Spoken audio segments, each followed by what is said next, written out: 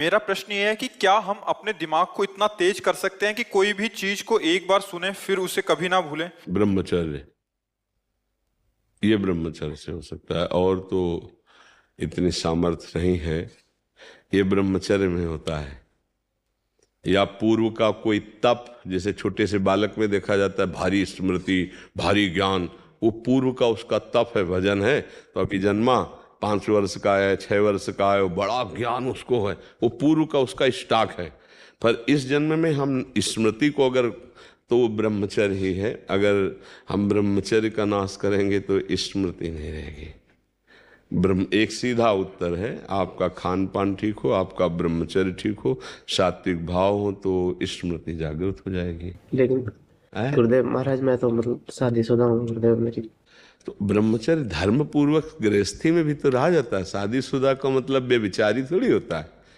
देखो, जो शास्त्रीय पद्धति है तो संतानोत्पत्ति के लिए आदेश है, उसको नियम पूर्वक अगर निर्वाह किया जाए तो एक पत्नी व्रत रखने वाला, धर्म से चलने वाला, और वैसे शास्त्रीय पद्धति प्रत्येक मासिक धर्म के बाद, जो 10 दिन के बाद संतानोत्पत्ति के निमित्त समस्त देवताओं और भगवान को नमस्कार करके वो गृहस्थ ब्रह्मचारी में, तो उसमें स्मृति की, देखो स्मृति का नाश एक काम ही कर देता है। कामा संजायते क्रोधा, क्रोधा स्मृति विभ्रमा, और स्मृति भ्रंशात बुद्धिनाशो, और बुद्धिनाशात प्रणश्यति। तो अगर हमारा निष्काम भाव हो तो हम स्मृति वाले बने, तो गृहस्थी कोई निंदनीय थोड़ी है, कोई निंदनीय नहीं।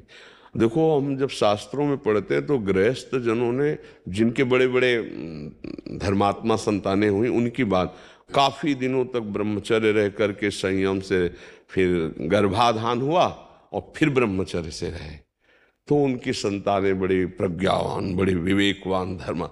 ये जो गरुण जी का जन्म हुआ ना, तो 10,000 वर्ष तक ब्रह्मचर्य रहे थे कश्यप जी। उस समय तो मतलब लाखों वर्ष की जीवन आयु होती थी।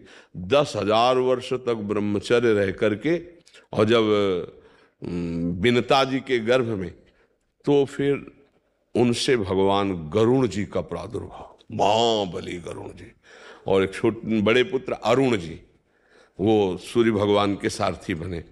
कई हमने ऐसे ब्रह्मचर्य रहकर नाम जप करते हुए धर्म से चले, और फिर संतान, तो उससे फिर अब पशुवत आचरण तो कहीं आदेश नहीं किया गया है।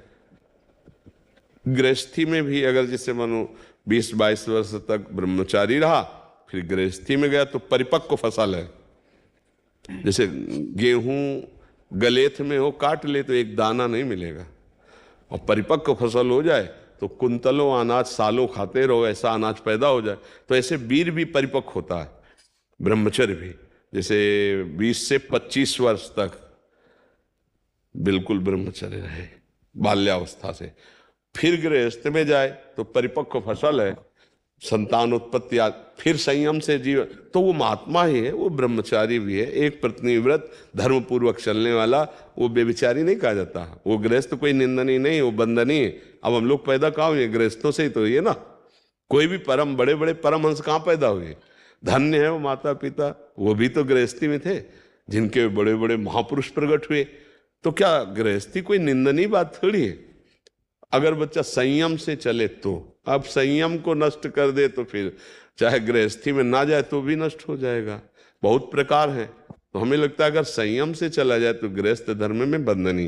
पर स्मृति जो है वो ब्रह्मचर्य से, मतलब वीर शक्ति ही स्मरण को बहुत जोर की पवित्र रखती है, बहुत स्मृति जागृत हो जाती है। पर ब्रह्मचर्य पर महत्व दे। अब ऐसा थोड़ी कि कोई मनमानी आचरण करे। क्यों बच्चा?